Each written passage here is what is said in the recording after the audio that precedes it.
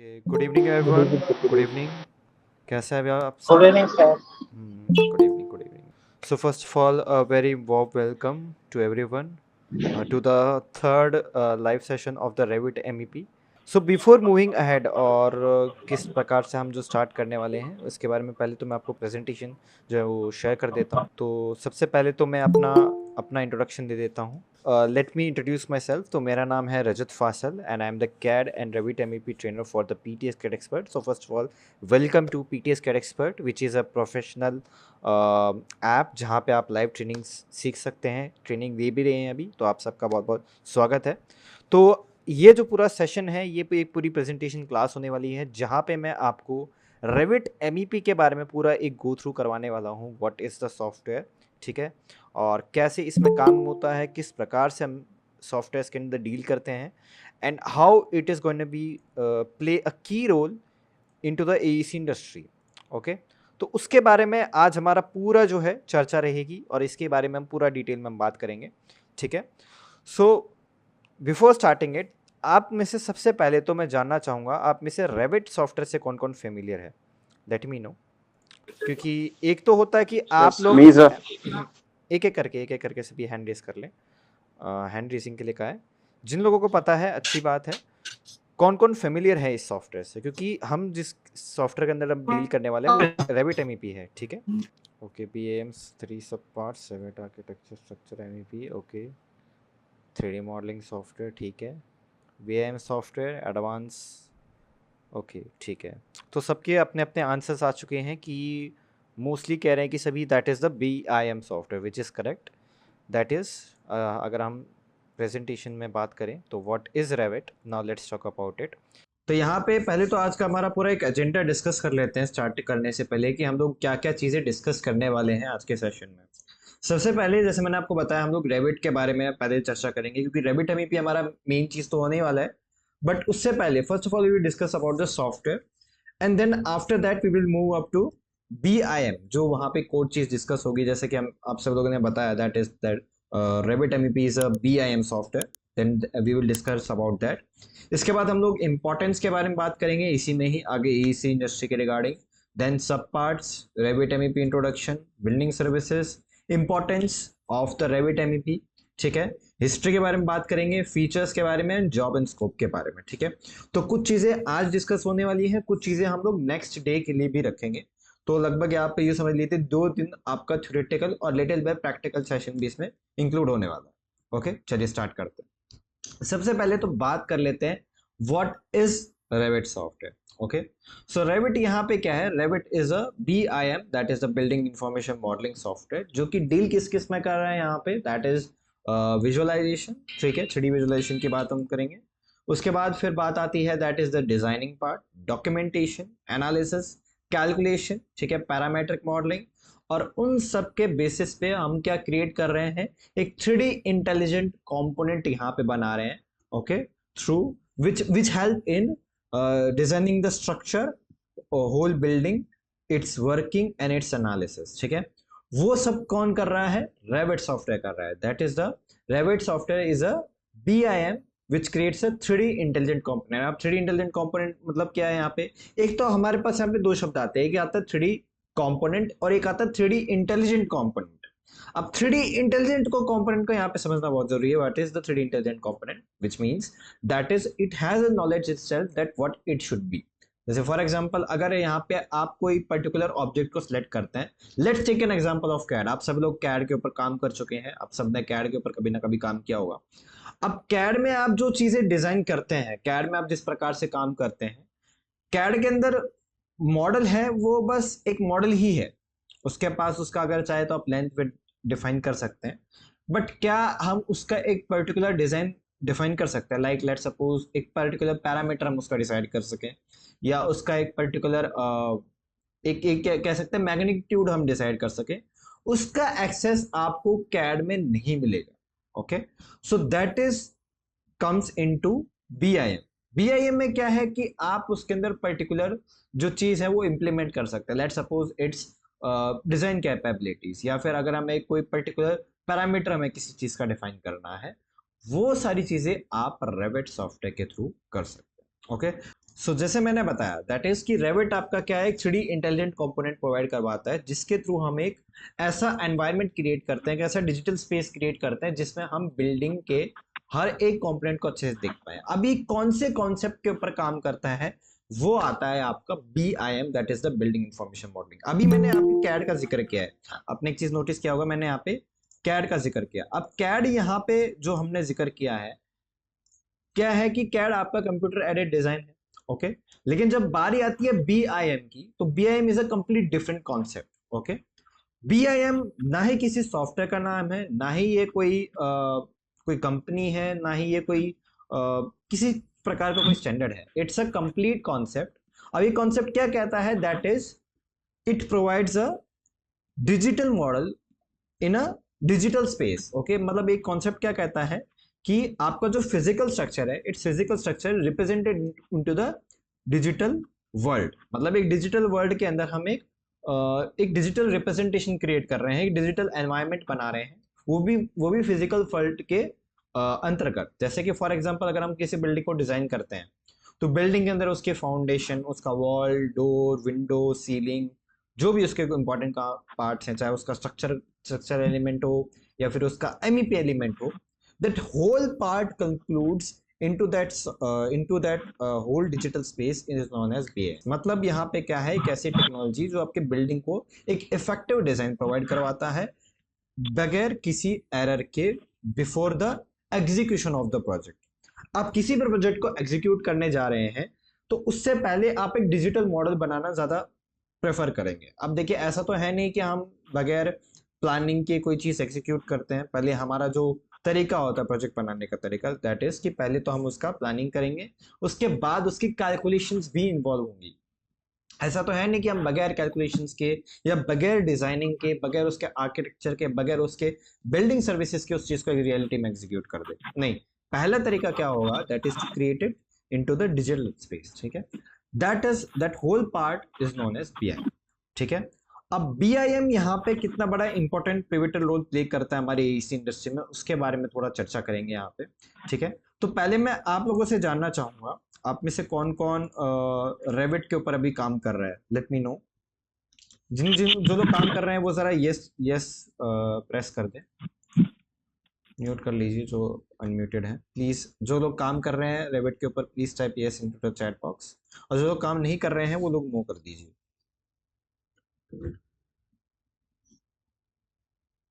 अच्छा, ठीक है, तो कुछ लोगों ने नो किया है। अच्छा, तो पक्का किसी ना किसी फील्ड में होंगे, जैसे जो लोग अभी यस कर रहे हैं, नो, ओके। मोस्टली लोगों ने काम नहीं किया अभी तक,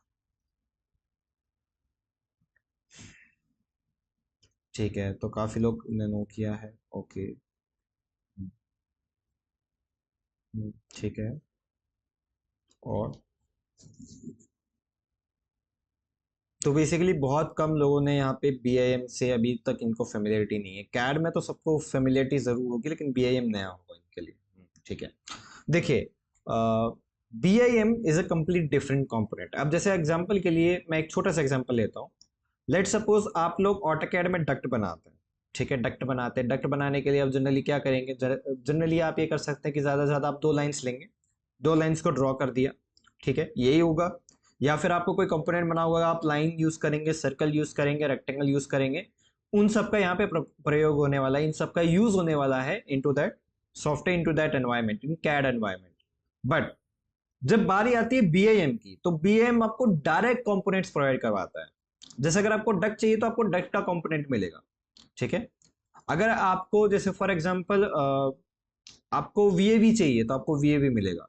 आपको AHU चाहिए, उसके कंपोनेंट्स चाहिए तो वो मिलेंगे आपको। आपको एक प्लम्बिंग फिक्सचर देखना है, लेट सपोज आपके पास कोई WC है, आप WC फिक्सचर्स करना चाहते हैं, चाहे वो अब वो डिपेंड करता है कि वो वॉल माउंटेड है, फ्लोर माउंटेड है, वो डजेंट मैटर। आपको बस वो WC चाहिए, वो आपको लगाना है, फिक्स करना है। तो उसको देखने के लिए वो कहाँ फिक्स होगा, किधर फिक्स हो रहा है, वॉल पे कितनी उसकी हाइट है, वो सब आपको चेक करना है, रियलिटी में वो कैसा एग्जीक्यूट हो रहा है। To see that we use the BIM software, which is not only providing the 3D environment, it is also providing the calculation part. How? अब जैसे फॉर एग्जांपल आपको पाइप का फ्लो देखना है, ठीक है। आप पाइप को फ्लो करना, चेक करना चाहते हैं, मतलब कितने गैलेंस में पाइप में फ्लो कर रहा है, वो सब चीजें आप देखना चाहते हैं। आप कैलकुलेशंस भी करना चाहते हैं, let's take an example of HVAC. अब एचवीएसी को डिजाइन करने से पहले कैलकुलेशन पार्ट सबसे ज्यादा इंपॉर्टेंट होता है। जो लोग फेमिलियर हैं वो तो जानते ही हैं, जिन लोगों की फेमिलियरिटी नहीं है वो हम आगे बात करेंगे ही डेफिनेटली। ओके, अब एचवीसी में जब हम कैलकुलेशन पार्ट करने जाते हैं तो उससे पहले तो हम, एक तो पहला तरीका क्या होता है कि आप मैनुअली कैलकुलेट करते हैं, एशरी स्टैंडर्ड्स को लेते हैं, फिर उनके बेसिस पर हम कैलकुलेशन करते हैं, या फिर आप प्रेफर करते हैं एक एच करके सॉफ्टवेयर आता है वो भी आप यूज करते हैं कई बार, उससे भी आप कैलकुलेशन करते हैं। लेकिन अगर हमें प्रॉपर तरीके से एचवीएसी डिजाइन करनी है, बार बार मैं आपको एच पे जाके ना शिफ्ट करके आप डायरेक्ट उसके रिजल्ट्स निकालना चाहते हैं, तो you can prefer this software. Okay, how? So एक छोटा सा मैं आपको एक प्रोजेक्ट दिखाने जा रहा हूँ। एक सेकेंड, अभी शायद वो ओपन नहीं हुआ है, लेट मी ओपन।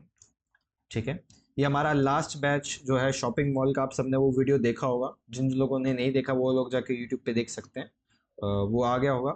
ठीक है, एंड उसके अंदर हमने पूरा एचवीएसी का काम किया है, पूरा कंप्लीट इलेक्ट्रिकल का काम किया है, पूरा कंप्लीट प्लम्बिंग का काम किया है।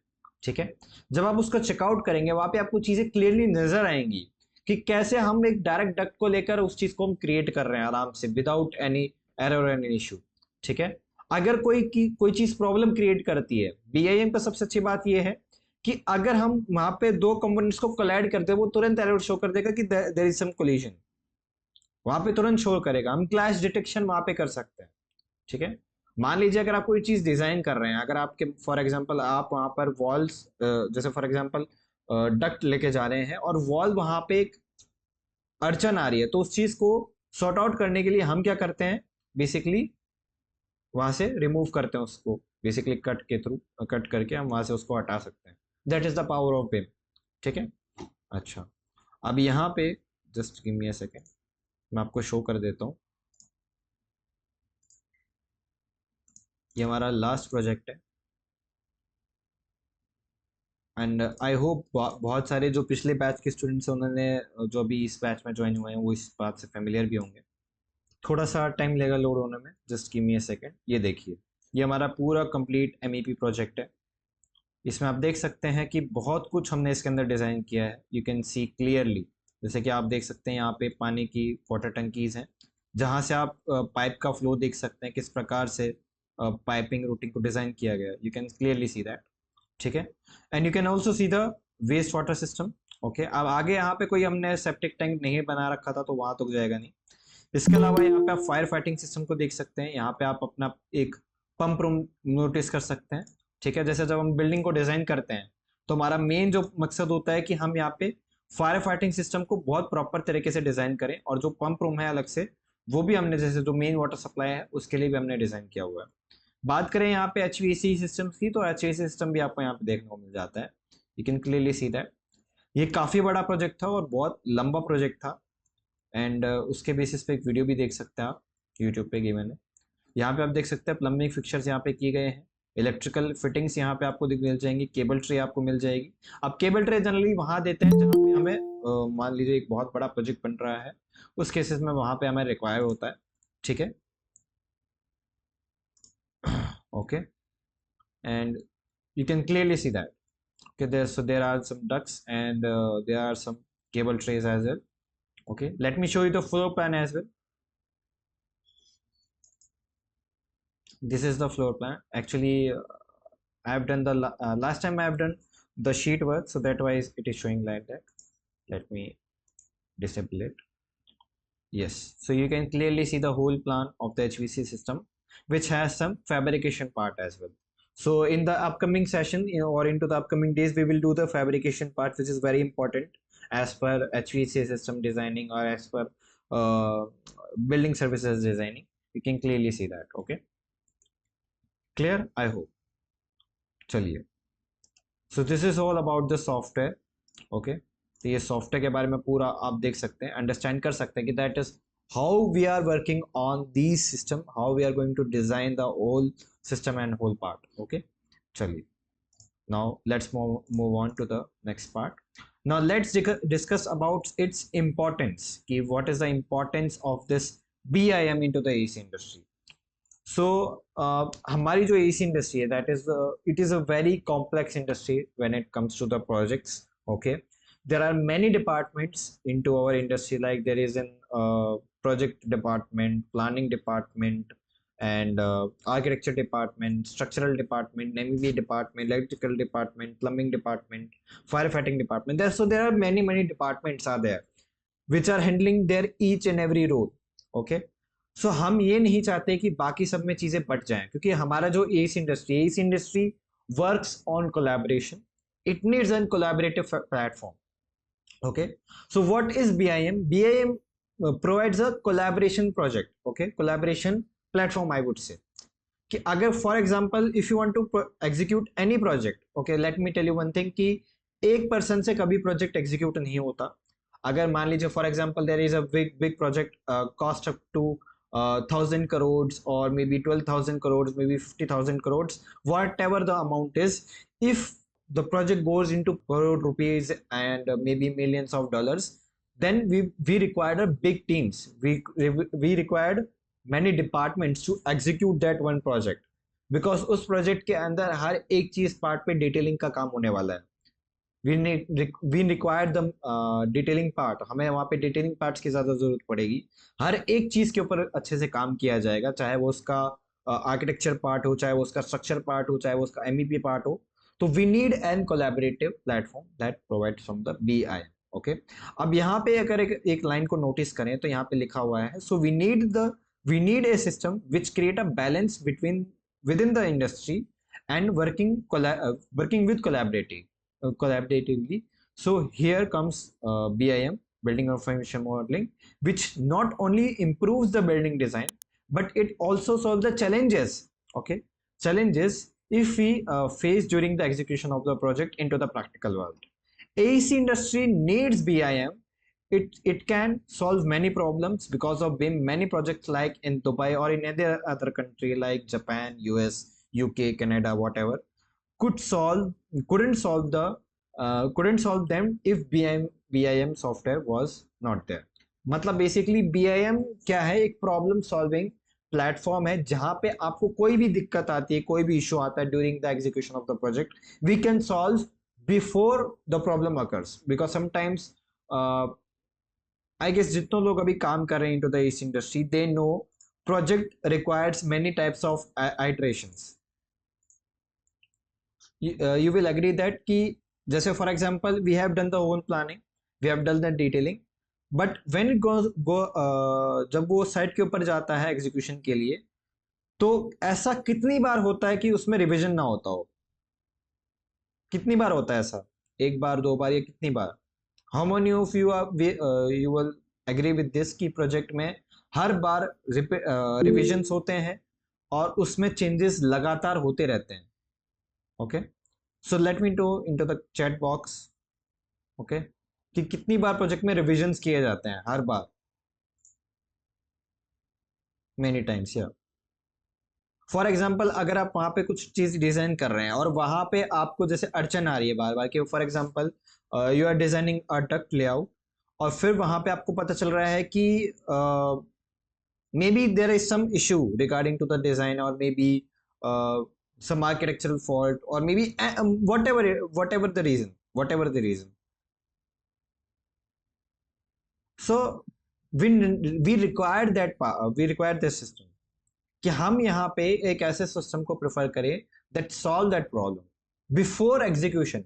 For example, after the designing, the plan goes during मतलब goes on the site, and we start revisioning कि नहीं ये ऐसे नहीं होगा, ये ऐसे execute होगा. What if we solve before execution? What if we solve before any problem occurs on the site? Yeah, sometimes client also the reason. Client का भी कुछ issue हो जाता है. अब अगर मान लीजिए for example client is sometimes he is not happy कि why are you designing like this? So there are some. Yep. So we need the BIM software. Okay, and this kind of discussion today we are going to deal with कि देखिए जब हम building को design करते हैं अच्छे से, then आगे जाके maybe in the future maybe from BIM software we will solve all the problems, and there will वहाँ पे हमें कोई रिवीजन की रिक्वायरमेंट नहीं पड़ेगी. If BIM come into the picture, क्योंकि अभी currently हम जैसे कि आप लोग BIM maturity level से तो familiar होंगे. How many of you are familiar with the term name BIM maturity level? Anybody? BIM maturity level. Anybody who is dealing in Revit, he knows this term, that is BIM maturity level. Okay, okay, कोई बात नहीं. Let me share. So this is the BIM maturity level, which start from level 0 to level 3. Okay. So like first of all, it starts from CAD, which deals in the CAD softwares like AutoCAD software, ZWCAD, whatever it is, SketchUp and all that stuff. After that, it goes up to the first level, which deals in two things, that is the 2D and 3D. Okay, which is the partial collaboration. Like first of all, we will deal into the 2D and then it goes on to the 3D, which is currently in India we are dealing with this. ठीक है, India के अंदर अभी currently इसी चीज में deal होता है. ठीक है, but when it comes to level 2, where the developed countries are dealing with, which is the 4D and 5D. Okay, so this is the full collaboration where we are going to deal with these things into the 3D part, even include the inbuilt system where completely engineers are collaborating in full way, in full swing. And this is the next level, that is level 3, which is the 6D. It is the complete unique system which is currently in the under development. Okay, और पूरी दुनिया जितने भी developed countries हैं, they are gonna shift soon to the level 3. Okay, level 3 systems. So there are levels, like first one is 0, level 0, level 1. ठीक है, currently हमारी जो भी गवर्नमेंट है, the Indian government is currently dealing with this system and the private companies are dealing with this system, but we haven't shift up to 2D level, level 2. Okay, ठीक है, where we will deal with 4D and 5D systems. Okay, so I hope you understand this system as well. ठीक है, कि these are the BIM maturity level. Okay, अब इनमें होता क्या है, what is the main deal, that is जितने भी आपकी बिल्डिंग डिजाइनिंग है, जितने भी आपके डेवलप कंट्रीज हैं, उनके अंदर होता क्या है कि आपका जो पूरा बिल्डिंग डिजाइन है वो कंप्लीटली शिफ्ट हो जाता है into the 3D part, where you can design the whole building from scratch, and you can deal with each and every one with detail, with material, with cost, with productivity and with efficiency. Okay, at the end we have to provide the quality of basically we have to provide the quality things to the project, not the quantity part. Because अगर हम वहां पे एक cost लगा रहे हैं, एक certain cost लगा रहे हैं, then we need that result. So that's why BIM is the requirement of the industry. Like example के लिए अभी जितने भी करंटली प्रोजेक्ट्स चल रहे हैं, like let's take example of Saudi Arabia, like line project is going on, and the whole NEOM concept, I would say, which is working under the BIM concept. Or let's take an example of Burj Al Arab, or many other projects which have been completed and which are under construction into the all developed countries, are using this concept to build a sustainable building that मतलब जो carbon emission है वो up to 0 हो जाए, and it becomes a reliable source. Okay, I hope आप लोगों को clear हो गया होगा. ठीक है, so now let's move on to the next part, which is the main topic of the course. तो ये है the sub parts of Revit. Okay, तो there are 3 sub parts. Okay, Revit के आप ये कह सकते हैं 3 branches हैं, there are 3 main pillars of the Revit software. So first one is Revit architecture. Okay, which deals in the architecture part, like walls, doors, windows, ceiling, and all that stuff.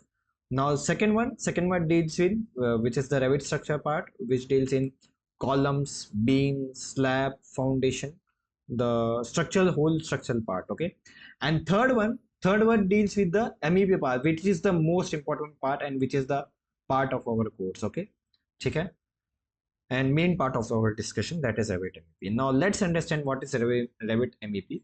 So Revit MEP, if we divide the MEP part into the 3 words, so what it stands for, so first one is M, which deals in mechanical. Second one is E, which deals in electrical, and second one is P, which deals in plumbing. And plumbing have two main parts, that is the water supply, wastewater, that whole building service part, and there is another one that is a firefighting part, which is also included into the MEP part. Okay, so basically it deals in the planning of the MEP, designing it, calculation it, analysis of the whole building services. Okay, that is the basic definition of the Revit MEP. Okay, now let's talk about the building services. Okay, uh, before moving to the MEP software and all that stuff, let's talk about this basic thing. Okay, जो लोग इस term से familiar नहीं है, जो लोग building service से familiar नहीं है, उनके लिए बेसिक डेफिनेशन के बारे में हम बात करने वाले हैं. Okay, let me ask you question, how many of you are familiar with this term building services? कितने लोग इस चीज से फेमिलियर हैं? Let me know. Okay okay, if you know, type yes, and if you don't know, then type no, simply. Okay, ठीक है. मोहम्मद लियास, जितन माथिल and okay, ठीक है.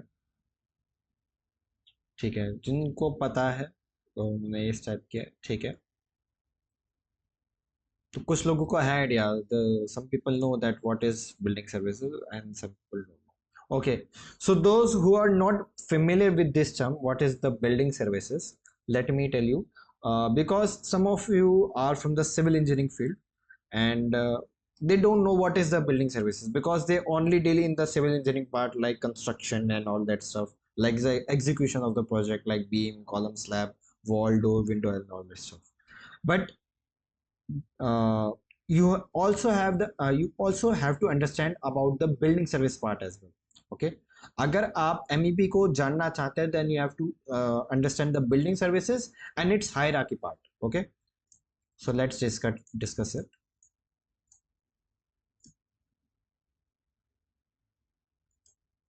Okay, now what is building services? Okay, so building services क्या है? It is a type of service which provide the services. What kind of services? Like uh, heating and cooling, like temperature, maintaining the temperature of the building, to give the proper supply and dispose of the waste of the building, and to maintain the proper power of electricity. Okay, to give a proper fire protection, that is a part of building services. And it also include the lift system. Okay, and it also include the shaft part as well. Okay, which provide the ventilation system, or we can say the exhaust system. Okay, which is also included into the temperature part. Okay, so that is known as the building services. Okay, now let's understand its hierarchy. What is the hierarchy of this whole system? Okay, let me take an example. Okay, so this is the building services. Okay, which divide into four main parts. Okay, four parts, that is, first one is mechanical, second one is electrical, third one is plumbing, and fourth one is firefighting. Okay, so now let's discuss first the mechanical part. कि mechanical part किस चीज में deal करता है? Mechanical part दो चीजों में आपका डील करेगा, that is first one is HVAC obviously, and second one is lift and escalators. And lift and escalators has a separate department, then we have nothing to do with it, but we are going to deal with the HVAC part, which is very important. Okay, then HVAC have three system mainly, that is, the first one is supply air system, which will provide this, cool air, we can say, or we can say warm air, according to the outside temperature of the building. Okay, which sustain the temperature of the building, you can say. Okay, and there some the second one is return system, जो कि provide करवाता है आपको to intake the like which contains some impurities. Like कई बार जब हम room में enter करते हैं तो there are some impurities into the air, like maybe it could be a dust particle or whatever it is, to take in it and supply through the AHU, which clean it and then supply through the supply air system, which is a complete like whole cycle. It becomes like supply, it starts from return, then it goes to supply, and then supply to return, like it is just like in cycle. Okay, so now let's come to the return system, which deals into the exhaust, basically, sorry, exhaust system, which deals into the removing of waste air, or you can say bad smell. Okay, जो भी आपका, जैसे for example like kitchen का हम example ले सकते हैं, जहाँ पे आपका एग्जॉस्ट सिस्टम इंस्टॉल किया जाता है, जो भी आपका जैसे खाने की स्मेल है या और कोई एक्स्ट्रा स्मेल है जो रिक्वायर्ड नहीं है, तो उस चीज़ को रिमूव करने के लिए हम एग्जॉस्ट सिस्टम लगाते हैं। या फिर एक एग्जांपल और ले सकते हैं, जैसे remove the humidity of the building या remove the humidity of a room, then we use the exhaust system, okay. So that is the whole part of the HVAC, which comes into the HVAC part or this, okay. Now let's come to the electrical. Now electrical system we have to deal into the effective lighting designing, okay.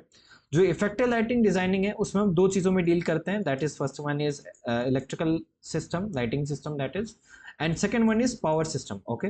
अब lighting system में यहाँ पे हम deal करेंगे into the lighting switches, okay, and power system में हम लोग deal करेंगे लाइक एमसीबीज और सर्किट ब्रेकर्स और it may be PLC, what ever the main system which deals into the power, which deals into the heavy electricity that conclude into the power. Like let's take an example of transformer.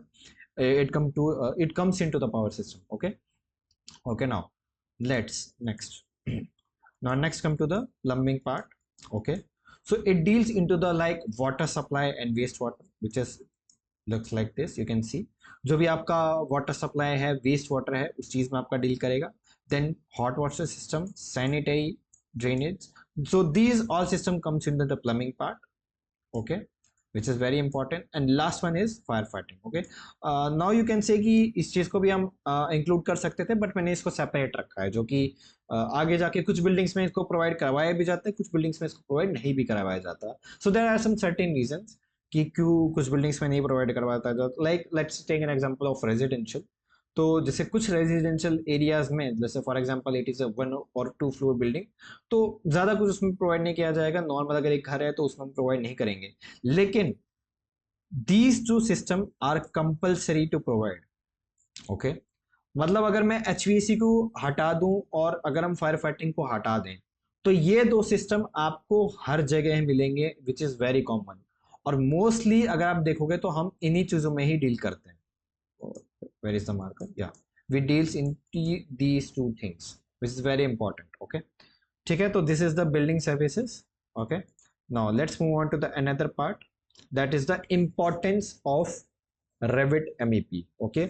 तो अभी तक हमने building services के बारे में जान लिया completely कि बिल्डिंग सर्विसेज होती क्या है, अब इसकी रिक्वायरमेंट क्यों है। अभी एक चीज़ हमें समझ में आ गया, देखिए अब आप सब लोग बिल्डिंग में रहते हैं या कहीं ना कहीं तो आप रहते हैं, like you are going to office or wherever you're going, you require these two main things in your life, that is electricity and there is water in your life, okay. तो आप जब भी like let's suppose you use the washroom or you use any kind of electrical equipment, you need proper power supply, you need a proper water supply, you need wastewater disposal system that it can dispose of the waste, or maybe it's from a human, or maybe it's from the kitchen or whatever, like it's an let's take an example of drainage system, ठीक है। जैसे अगर हम जैसे for example बारिश होती है, ठीक है, तो उस पानी को डिस्पोज ऑफ करने के लिए भी आपके पास एक प्रॉपर सिस्टम होना चाहिए, which counts into the drainage system, okay. जैसे फॉर एग्जांपल अगर मान लीजिए एक बिल्डिंग बना रहे हैं हम, और अगर हमने उसमें ड्रेनेज सिस्टम प्रोवाइड नहीं किया तो it can damage the whole building, okay. Before executing any project you have to provide these two main things, okay. HVC part is also important, but where it is used it very completely subjective, कि वो कहाँ use होता है, किधर use होता है, वो एक अलग विषय है। बट हम यहाँ पे बात कर रहे हैं कि इंपॉर्टेंस क्या रखता है Revit MEP, is Q Y Revit MEP is important. तो as an engineer if you want to do a job, ठीक है, क्योंकि आप सब लोग यहाँ पे आए हैं तो एक डिमांड है, तो you can clearly understand that why this software is required, because there is a huge demand of this software into the industry, ठीक है। अगर आप मान लीजिए आप बिल्डिंग को अच्छे से डिजाइन करना चाहते हैं तो आप बाकी सॉफ्टवेयर पे शिफ्ट नहीं कर सकते, ठीक है, उनमें उतनी कैपेबिलिटी नहीं है जितनी इसमें आपको मिलेगी, ठीक है। तो there is a demand, there is a huge demand, that's why this software is much preferable as compare to others, okay. Provides the durable system, okay. In the long run अगर आप एक लंबे समय में एक बहुत अच्छा करियर चाहते हैं तो रेविट एमईपी आपको एक ज्यादा बेटर अच्छा ऑप्शन प्रोवाइड करवा सकता है, because of the huge demand, because of the easy to learn software, okay, and industry standards पे खड़ा उतरता है। It is using all the standards like ASHRAE standard हो, चाहे आपका ये आईपीसी कोड यूज करे, that is the international plumbing code, there is a building service code, whatever code we are using, it is going to use to design the whole building. ठीक है, तो that is the importance, ठीक है, कि अगर आप जैसे Revit MEP के अंदर काम करेंगे तो आप बिल्डिंग सर्विस को और अच्छे से डिजाइन कर पाएंगे और बेहतर उसको डिजाइन दे पाएंगे बाकी सॉफ्टवेयर की कंपैरिजन। ओके, चलिए आगे बढ़ते हैं। So let's talk about it's history little bit, थोड़ा बहुत हिस्ट्री जान लेते हैं रेविट की हिस्ट्री क्या है। पहली बात तो जो ये सॉफ्टवेयर है इसको चार्ल्स रिवर सॉफ्टवेयर के नाम से इंट्रोड्यूस किया गया था, ये रेविट के नाम से नहीं हुआ था, और ये पैरामेट्रिक टेक्नोलॉजीज कॉर्पोरेशन यानी कि पीटीसी के नाम से इंट्रोड्यूस किया गया था इसको। ओके, बाद में इसको रेविट टेक्नोलॉजीज किया गया था इन ईयर 2000, फिर बाद में इसको ऑटोडेस्क कंपनी ने परचेज कर लिया, फिर रेविट स्ट्रक्चर के नाम से ये 2005 में इंट्रोड्यूस हुआ और रेविट एमईपी एज इन 2006 में इंट्रोड्यूस हुआ। ठीक है, so it's a little bit history, interview में नॉर्मली पूछ लेते हैं, ज्यादा कुछ इसमें बताने के लिए है नहीं। Now let's talk about its features. Okay, अब ये इंडस्ट्री में इतना यूज हो ही रहा है तो इसका एक कारण भी क्यों है, क्यों इतना ये यूज हो रहा है, इसके बारे में भी जान लेते हैं। ठीक है, तो इसके कई सारे रीजंस हैं क्यों ये इतना यूज होता है, और इसके फीचर्स की वजह से इसको हम देख सकते हैं ये यूज होते हुए हमें दिखता है।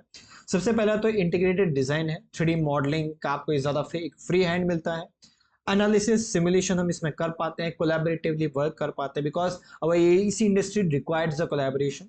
ओके, डॉक्यूमेंटेशन पार्ट इसमें बहुत अच्छे से कर सकते हैं, शेड्यूल एंड क्वांटिटीज हम इसमें जनरेट कर सकते हैं, एस्टिमेशन जो है क्वांटिटी जो है वो बहुत इंपॉर्टेंट है, कोई भी प्रोजेक्ट को अगर हमें एग्जीक्यूट करना है तो we need a certain cost, और उसके बेसिस पे आपके प्रोजेक्ट के बजट बनते हैं, तभी आपका प्रोजेक्ट को कोई बजट अनाउंस होता है, लोग कोई हवा में ऐसे ही नंबर्स को नहीं बताते। ठीक है, वॉक थ्रू आप पूरे प्रोजेक्ट को करवा सकते हैं that how the project is gonna look like after the execution. ठीक है, तो जैसे फॉर एग्जांपल आप देखना चाहते हैं कि आपकी बिल्डिंग एग्जीक्यूट होने के बाद कैसी दिखेगी, उस चीज को विजुलाइज करने की जो पावर है वो आपको रेविट में मिलेगी। ठीक है, पैरामेट्रिक मॉडलिंग हम इसमें अच्छे से कर सकते हैं। अब पैरामेट्रिक मॉडलिंग का मीनिंग क्या है कि for example you want to design a VAV. Okay, sometimes हो सकता है आपको एक कंपनी के लिए वीएवी डिजाइन करना है, एक पर्टिकुलर एएचयू डिजाइन करना है according to the calculation, according to the size, let's suppose you have a plan, और उसके अकॉर्डिंग अगर आपको डिजाइन करना है then this option will help you. Okay, not only it will design, you will design that AHU or whatever it may be, chiller or it may be NWC.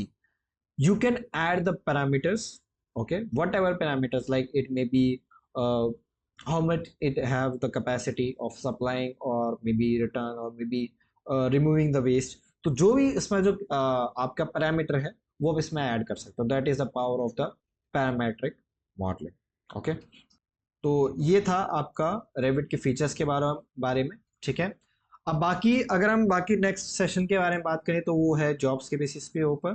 ठीक है, और उसके बाद फिर हमारा जो अगला सेशन रहेगा वो रहेगा that is about the file formats. Okay, तो ये था overall about the software and its capabilities, जो कि हमने पूरा अच्छे से डिस्कस किया है about what the software can do and how this software we are going to use into the industry. इसके बारे में हमने पूरी चर्चा की है, बिम मैच्योरिटी लेवल्स के बारे में बात की है, बीआईएम का जो इन्वॉल्वमेंट है एसी इंडस्ट्री में वो किस प्रकार से होने वाला है, इसके बारे में हमने पूरी चर्चा की है इस सेशन के अंदर। तो I hope you understand the whole session. Okay, और तो अभी आपके जो भी डाउट्स हैं इस सेशन को लेकर, जो भी आपको क्वेश्चंस हैं वो आप चैट सेक्शन में या हैंड रेज करके पूछ सकते हैं।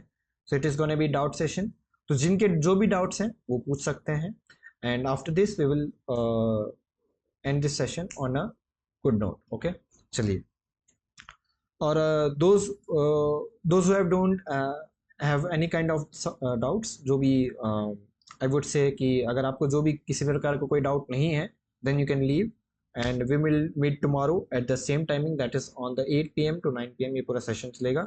ओके, तो 2 लोगों के डाउट्स आए हैं, और किसी को कुछ डाउट है पूछना चाहे तो वो पूछ सकते हैं। How many days required to complete? Maybe it depends on the project. Project है इस बार मैं थोड़ा छोटा ही ले रहा हूँ, तो maybe it will take a month or maybe take a month, 1 month plus half month as well. Maybe I can't say. You will get on the app. App के ऊपर आपको मिल जाएगा presentation. Yes. चलिए आशीष बोरा से शुरू करते हैं। Ashish Singh Bora, please ask your question. Okay, you welcome. Sir civil engineering से डिप्लोमा किया है मैंने, तो अगर इन फ्यूचर अभी मैं एमईपी सीख रहा हूँ तो मेरे लिए फायदेमंद रहेगा ये। और आर्किटेक्चर किया है, और अगर हम स्ट्रक्चर पूरा बीआईएम कोर्स करते हैं तो। देखिए आप तीनों ही चीजें सीख रहे हैं या आप ओनली सिर्फ एमईपी में डील कर रहे हैं? सर आर्किटेक्चर मैंने सीखा है, एमईपी अभी अभी चल रहा है, और स्ट्रक्चर का कोर्स मैंने परचेज कर लिया है अभी। ओके, ठीक है, तो it's an completely you can say completely BAM course. Okay, so सबसे पहले आपको एक चीज़ यहाँ पे पता लगेगी कि तीनों सिस्टम्स की importance into the building. Okay, and second one, इससे आपको फ़ायदा ये मिलेगा कि जब भी आप कोलैबोरेटिवली वर्क करेंगे तो आप बाकी जो डिपार्टमेंट्स हैं आप उनको अच्छे से समझ पाएंगे। ठीक है, तीसरा, आपको यहाँ पे ज़्यादा ऑप्शंस मिल रहे हैं। ठीक है, आप किसी भी डिपार्टमेंट्स में जाके एक तरीके से सेट हो सकते हैं। मान लीजिए अगर आपको स्ट्रक्चर में ज़्यादा इंटरेस्ट है, ठीक है, आप चाहते हैं कि मैं बीम्स, कॉलम, स्लैब पे इन पे ज़्यादा डील करूँ, तो आप स्ट्रक्चर डिपार्टमेंट में अच्छे से फिट हो जाएंगे। दो फील्ड में ज़्यादा जा सकते हैं, क्या तो आप आर्किटेक्चर में जाएं या फिर आप जो एमईपी है उसमें आप जा सकते हैं। आई वुड से एमईपी इज मच बेटर। ठीक है, वहां पे आप बिल्डिंग को अच्छे से डिजाइन कर पाएंगे। Like you have the capability to design the HVC systems. Let me tell you fun fact, बहुत कम स्टूडेंट्स को ये इसके बारे में पता होगा कि एमईपी नाम की कोई चीज़ एग्जिस्ट भी करती है। मतलब अगर आप डिप्लोमा भी कर रहे होंगे, may be it's an polytechnical, तो पॉलिटेक्निक के स्टूडेंट्स को या मे बी बीटेक स्टूडेंट्स को बहुत कम आइडिया होता है कि ऐसी कोई चीज़ एग्जिस्ट भी करती है। Am I correct? Maybe शायद मैं सही भी हूँ, मे बी शायद मैं रॉन्ग भी हूँ। काफ़ी कम लोगों को पता होता है एमईपी के बारे में स्पेशली, कम लोगों को ही पता है। क्योंकि अगर आप देखेंगे तो जैसे हम किसी बिल्डिंग में एंटर करते हैं तो हमें वहाँ पे एक सेंट्रलाइज एसी मिलता है। अब इस चीज़ को इंस्टॉल कैसे किया जाता है, इसके बारे में क्या प्रोसीजर है, उसके बारे में स्टडी बहुत कम अवेलेबल है इंडस्ट्री में। ठीक है, तो सर इन फ्यूचर ऐसा स्कोप अच्छा रहेगा मेरे लिए, क्योंकि मेरा बीटेक भी नहीं है और ना मैंने आर्किटेक्चर किया हुआ है।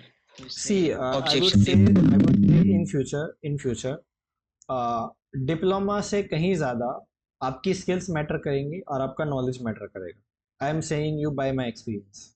क्योंकि बीटेक करने वाले को अगर आप चाहे एमटेक भी कर लें, लेकिन अगर आपको इंडस्ट्री की नॉलेज नहीं है, then issue maybe whether you are diploma, whether you are BTech, whether you are PhD, आपको कोई जॉब नहीं देगा। It's simple. और अगर आप ये सोच रहे हैं कि हाँ चलो मैं डिप्लोमा करके भी अगर मैं बीटेक लेवल तक का जॉब ले सकता हूँ, तो this is a good thing. Okay, क्योंकि industry knowledge is very important. Okay, क्योंकि प्रैक्टिकलिटी, अगर मैं एक अभी कुछ दिनों पहले मैंने डेटा देखा है कि आज भी कॉलेजेस में आपको क्या बोलते हैं, शीट पे ही काम करवाया जा रहा है। और जबकि इंडस्ट्री में कैड यूज हो रहा है, वो भी कुछ ही समय में, मे बी शायद आपको आने वाले समय में मे बी ना दिखे, और उसके जगह आपको बीआईएम सॉफ्टवेयर दिखे। कॉलेजेस में तो वो चीज़ पढ़ाई ही नहीं जाती, अगर मैं आपको सच बताऊं। स्टूडेंट ही होंगे अभी, करेक्ट? नहीं सर, अभी लास्ट ईयर पास आउट किया ना, तो हमने सारी ड्राइंग्स जो है शीट पे ही बनाई है, ऑटोकैड नहीं करा। हाँ, ऑटो कैड नहीं किया, तो ऑटो कैड ना करने की वजह से आपको बस इतना पता होगा। आप किस फील्ड से हैं? Maybe I would say civil और मैकेनिकल। सिविल से सर कॉलेज पास आउट होने के बाद किया मैंने ऑटोकैड ना। अच्छा, तो देखिए, सिविल, अगर आप सिविल फील्ड से पास आउट हुए हैं तो आपको बस बेसिक बेसिक चीज़ें ही पता होंगी। ठीक है, ज़्यादा ज़्यादा आप एक बेसिक ओवरव्यू ही जानते हैं। लेकिन और जब आप साइट पे जाएंगे, जैसे for example after doing civil engineering, most of the civil engineer go into the site. क्या तो वो साइट पे सुपरवाइजर लगते हैं, या फिर मे बी जो साइट एग्जीक्यूशन काम है वही देखते हैं, या फिर आप लोग में भी शायद जेई में डील करते होंगे। मैंने सुना है जितना जेई वगैरह का काम होता है उसमें डील करते हैं। लेकिन अगर आप डिजाइनिंग में जाएंगे तो डिजाइनिंग में आपको ज़्यादा स्कोप मिलेगा। आप वहाँ पे अच्छी एक ग्रोथ ले पाएंगे एज कंपेयर टू अगर आप साइड पे देखेंगे तो। साइड पे आपको इतनी अच्छी ग्रोथ नहीं मिलने वाली जितनी अच्छी ग्रोथ आपको डिजाइनिंग में मिलेगी। तो आई वुड प्रेफर कि आप एमएम की तरफ बढ़ें और उसमें करियर आप बहुत अच्छा बना सकते हैं, आई वुड से। सर और मैक्स का स्कोप क्या रहता है, जैसे अगर हमें बीआईएम और मैक्स हमने साथ में किया है? देखिए, बीआईएम और मैक्स दो टोटली अपोजिट चीज़ें हैं। बीआईएम और आपने 3ds मैक्स का नाम लिया है गेस? यस सर, अभी उसका कोर्स भी परचेज किया है मैंने। तो देखिए 3ds मैक्स आपका कंप्लीट इंटीरियर डिजाइनिंग का सॉफ्टवेयर है, ठीक है। और इसके लिए आई वुड से आप दीक्षा, जो दीक्षा मैम है, उसमें बहुत वो अच्छे से डील करती हैं, और भी बहुत अच्छे ट्रेनर्स मिल जाएंगे आपको हमारे ऐप के ऊपर जो 3ds मैक्स में डील करते हैं। तो जो 3ds मैक्स है वो इंटीरियर डिजाइनिंग का है, तो मैं ये कहूँगा कि ये दोनों पोलर अपोजिट चीज़ें हैं, और दोनों का यूज़ अलग अलग तरीके से होता है। अगर आपको डिटेलिंग और डेप्थ में काम करना है तो आप रैबिट पे जाएंगे, बीआईएम चूज करेंगे। और अगर आपको मतलब जैसे फॉर एग्जांपल कोलैबोरेटिवली वर्क करना है तो आप बीआईएम पे जाएंगे। लेकिन अगर आपको सिर्फ डिजाइनिंग से मतलब है, इंटीरियर के ऊपर काम करना है, आपको डिटेलिंग से कोई मतलब नहीं है, आपको ना उसमें एनालिसिस करना है ना प्रोजेक्ट के ऊपर कुछ आपको रिपोर्ट जनरेट करनी है, तो वो काम उसमें नहीं होता। वो काम आपका बीआईएम में होता है। 3ds मैक्स में सिर्फ डिजाइनिंग होती है, बस एस्थेटिक लुक्स दिए जा सकते हैं, या आप कोई वह सबको बनाना है, या आपको कुछ डिजाइनिंग का कुछ इच्छा है, तो वो आप उस चीज़ में डील करेंगे। वो होता है मैक्स के अंदर। जितना मेरे को आइडिया है मैं उतना ही बता सकता हूँ, उससे ज़्यादा तो मेरे को भी नहीं है। I am not the expert in this. Sir तो ये अगर हम रेविट में अपनी ग्रोथ देखें तो मिनिमम स्टार्टिंग क्या रहेगी इसकी? देखिए पैकेज मिनिमम स्टार्टिंग, देखिए आप यूँ समझ लीजिए, आपका स्टार्टिंग अगर आप ऑटोकैड प्लस रेविट करके जाते हैं on the course of the BIM, then I would say starting salary will be up to 30 to 35 from starting, okay. And growth आप चाहे कितनी भी ले लें, but it depends on the knowledge. I would say आप अपनी knowledge को पूरा अच्छे से रखें। मैं सभी के लिए यही एडवाइस करूंगा, that is knowledge is most important thing, and the practical knowledge is most important thing. क्योंकि अगर आप इंडस्ट्री के अकॉर्डिंग नहीं चलेंगे तो उस चीज़ का कोई फ़ायदा नहीं है फिर। मैं आपको सच बताऊं तो, क्योंकि एज आई टोल्ड यू कि कॉलेज में आपको ज़्यादा से ज़्यादा फिर उतना ही सिखाएंगे जो एकेडमिक्स, तो उनके पास किताबें हैं जो उन्होंने पब्लिश करवा रखी हैं, या जो भी उनके लिंक्स हैं वो उन्हीं से ही पढ़ा देते हैं, और फिर वो एग्ज़ाम में वही सवाल आ जाते हैं, उन्हीं के आप लोग पास कर ले तो फिर आपको लगता है कि आपकी डिग्री कंप्लीट हो गई। बट आई वुड से इट जस्ट एन डिग्री, लेकिन डिग्री से कहीं ज़्यादा आपकी नॉलेज मायने रखती है, ठीक है। Degree is just in certificate, कि आपको एक सर्टिफिकेट दिया जा रहा है कि आपने कोर्स किया है। लेकिन मैं ये कहूँगा आप सर्टिफिकेट से कहीं ज़्यादा अपने करियर को ज़्यादा अहमियत दें। ये सभी के लिए मेरी एडवाइस है, चाहे आप लोग जॉब कर रहे हैं नहीं कर रहे हैं, और which is very most important. अरे सर, रेबिट कहाँ से यूज़ करेंगे? मैं समझा नहीं आपका सवाल सर। आप सर ठीक से लिखिए प्लीज़। कौन सा वर्जन, आप वर्जन कह रहे हैं? अच्छा, 2023, 2023, रैबिट 2023। हाँ जी, अचिंता गोरा प्लीज। मैं 2018 में डिप्लोमा किया हूँ इलेक्ट्रिकल में। हम्म अभी मैं बीटेक कर रहा हूँ हम्म 4 इयर्स बाद। हम्म तो इलेक्ट्रिकल हीट सीखने का इन फ्यूचर कोई मेरे लिए ठीक है कि इसके बारे में कुछ बताए? देखिए एज आई टोल्ड यू, अभी मैं उनको भी समझा रहा था। देखिए रेविट एमईपी अगर आप सीखते हैं तो इसमें आपका फ़ायदा ही फ़ायदा है, नुकसान कुछ भी नहीं है, पहली बात तो, ठीक है।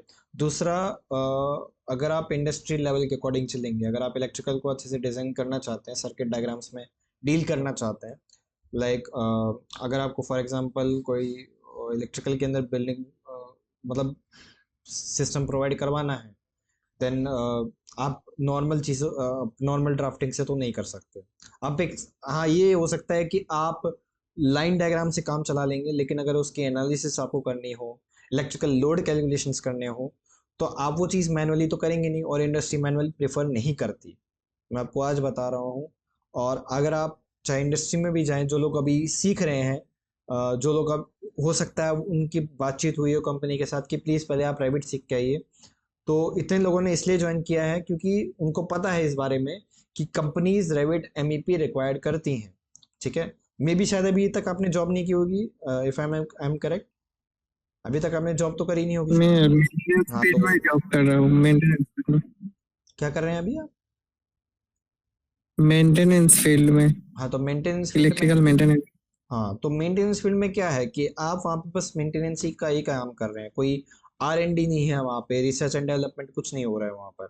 सिर्फ आप ये देख रहे हैं कि सिस्टम अच्छे से काम कर रहे हैं नहीं कर रहे हैं, कर रहे हैं तो ठीक है, नहीं कर रहे हैं तो बस आप उनको रिपेयर कर सकते हैं ज़्यादा से ज़्यादा, उसमें इक्विपमेंट रिप्लेस करना, जो भी है, आप जो भी जैसे फायर रिप्लेस करनी है, कुछ भी करना है, तो वहां पे वो चीज़ आप ये चीज़ें संभाल रहे हैं। लेकिन R&D में अगर हम बात करें, रिसर्च एंड डेवलपमेंट की अगर हम बात करें, which is the most important field, क्योंकि R&D ज़्यादा इंपॉर्टेंट है। वहां पे हम अच्छे से बिल्डिंग के, जैसे फॉर एग्जाम्पल अगर हम बिल्डिंग को डिज़ाइन कर रहे हैं, तो हम यहाँ पे पहले से ही एक अच्छा सिस्टम डिजाइन कर सकते हैं, इलेक्ट्रिकल सिस्टम को प्रॉपर तरीके से डिस्ट्रीब्यूट कर सकते हैं, ठीक है, ताकि कहीं कोई शॉर्ट सर्किट ना हो, ताकि कोई दिक्कत ना आए, प्रॉपर इलेक्ट्रिसिटी फ्लो करता रहे, ठीक है, एक तरीके से बैलेंस बना रहे। उस चीज़ के लिए आप रेविट एमईपी को ज़्यादा अच्छे से प्रेफर कर सकते हैं, ठीक है। चलिए, और कोई सवाल आपका? Okay sir, thank you. हाँ, यू वेलकम। ओके, नेक्स्ट है, हाँ जी, एक चैट आया हुआ है कि sir will you teach the, yes yes yes, ये हमने लास्ट सेशन में भी, लास्ट बैच में भी कवर किया है और इस बैच में भी आगे कवर होगा, ठीक है। जब हम इलेक्ट्रिकल पार्ट स्टार्ट करेंगे तो वहाँ पे चीज़ें क्लियर होंगी, ठीक है। नेक्स्ट हम, चलिए हम यहाँ आते हैं, फैजल अल हसन। हाँ जी, प्लीज़ अपना आप सवाल पूछिए। हाँ सर, मैं फैजल हुसैन, इलेक्ट्रिकल ड्राफ्टमैन, पाकिस्तान से हूँ। सऊदी अरेबिया में मैंने 5 साल काम किया और 5 साल पाकिस्तान में। अच्छा अच्छा अच्छा, ठीक है। जी, अभी भी एक कंपनी में इन्वॉल्व कर रहा हूँ as electrical coordinator, online as a freelancer, और उन्हीं की डिमांड है कि आप एमईपी रेविट सीख के आए, और 6 महीने का उन्होंने टाइम दिया है। जी, अच्छा सर, मेरी रिक्वेस्ट आपसे एक ये है कि बाकी आपका ट्रेनिंग मॉड्यूल जो है वो बिल्कुल ओके है, कोई एक्स्ट्रा मेरे ख्याल में तो जो आपकी ट्रेनिंग होगी वो जो हमारी डिमांड से ज्यादा ही होगी। इंशाल्लाह आप प्रोफेशनल हैं, मैंने आपकी वीडियोस बड़ी पाबंदी से देखी है। दूसरी थोड़ी सी कॉन्फ़िगरेशन भी आप मेंशन कर दें कि कौन सा जो है ना वो पीसी इसके लिए सूटेबल होगा हमारी ट्रेनिंग के लिए। रेविट के लिए देखिए, अब ये भी एक थोड़ा सा इशू ही रहता है, कई बार कुछ सिस्टम्स में वो चल जाता है, कई सिस्टम में नहीं चलता। अब मैं इतना मिनिमम रिक्वायरमेंट्स में आपको थियोरेटिकली बता सकता हूँ कि अगर आपके पास मिनिमम 8 GB रैम है लैपटॉप के अंदर, और i7 या राइजन i5 या राइजन 5 प्रोसेसर है, या फिर राइजन 7 करके एक प्रोसेसर आता है, या राइजन 5 करके प्रोसेसर आता है, और 4 GB का ग्राफिक कार्ड है या 2 GB का ग्राफिक कार्ड है, तो वो इतना रिकमेंडेड रहता है। ये रिकमेंडेड है। अगर आप मिनिमम में जाएंगे इतना है तो मतलब 4 GB रैम में भी ठीक ठाक ही चलेगा, लेकिन वो उतना कैचअप नहीं करेगा, ठीक है। मिनिमम आपको 8 GB रैम तो चाहिए चाहिए, अगर आप मतलब रिकमेंडेड, अगर मैं कहूँगा अगर आप अच्छे से रेविट पे काम करना चाहते हो। मैक्सिमम कैपेसिटी पे आप जाएंगे तो आपको बहुत कुछ मिल जाएगा, फिर आप रेविट पे आराम से काम करेंगे, कोई दिक्कत नहीं है। रैम, प्रोसेसर और ग्राफिक कार्ड, बस आपको इन 3 चीज़ों पे ध्यान देना है। और अगर आपको जो लैपटॉप है, जैसे कि अगर मैं मेरी लैपटॉप की स्पेसिफिकेशन की बात करूँ सॉरी, तो इस लैपटॉप के अंदर जिससे मैं अभी लाइव सेशन ले रहा हूँ, इसके अंदर है राइजन 7 प्रोसेसर, ठीक है, 32 GB रैम और 8 GB का ग्राफिक कार्ड, ठीक है। RTX 3070 का ग्राफिक कार्ड है, राइजन 7 प्रोसेसर है, 32 GB रैम है, तो आराम से रेविट काम करता है, कोई इशू नहीं आता मेरे को। तो आराम से जितने भी लेटेस्ट सॉफ्टवेयर हैं वो आराम से इसमें चल जाता है, कोई ऐसी दिक्कत नहीं है। लेकिन अगर आप 16 GB रैम पे भी रहेंगे तो भी कोई दिक्कत नहीं होगी, आराम से चल जाएगा। लेकिन अगर आपके पास थोड़ी मिनिमम है, लाइक लेट सपोज आपके पास i3 है, राइजन 3 हो सकता है, या 2 GB या 4 GB का ग्राफिक कार्ड हो सकता है, या 4 GB रैम हो सकता है, तो उसमें थोड़ा ठीक ठाक चलेगा, काम चलाओ आप कह सकते हैं कि इतना चल रहा है तो चल रहा है, बस वो वाला काम है। चलिए, तो आई होप आप लोगों को अपना जवाब मिल गया होगा, और आज का सेशन यहीं पर ही कंक्लूड करते हैं। तो आई होप आपको आज का सेशन अच्छा लगा हो, बहुत कुछ आपने आज की सेशन से सीखा हो, एंड बहुत अच्छा रिस्पॉन्स था आप लोगों की तरफ से। And tomorrow we will meet you at the same time, 8 बजे हम लोग क्लास स्टार्ट करेंगे। तो तब तक के लिए thank you so much, good night, take care and have a great day. खुदा हाफिज, धन्यवाद, जय हिंद, thank you, you can leave now, आप सब लोग जा सकते हैं।